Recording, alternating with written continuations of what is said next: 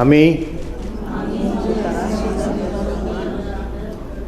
সংসদ সদস্য নির্বাচিত হইয়া সশ্রদ্ধ চিত্তে শপথ বা দৃঢ়ভাবে ঘোষণা করিতেছি যে আমি যে কর্তব্যভার গ্রহণ করিতে যাইতেছি তাহা আইন অনুযায়ী ও বিশ্বস্ততার সহিত পালন করিব। আমি বাংলাদেশের প্রতি অকৃত্রিম বিশ্বাস ও আনুগত্য পোষণ করিব এবং সংসদ সদস্যরূপে আমার কর্তব্য পালনকে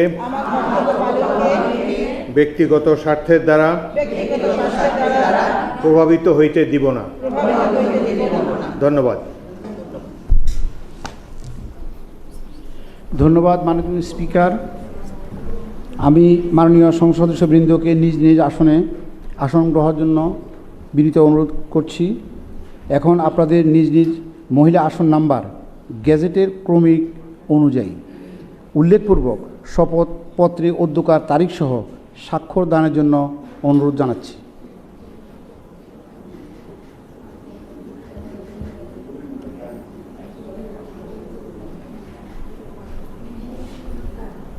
আমার প্রথম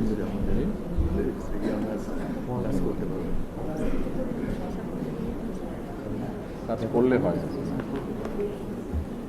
গান বাজাতে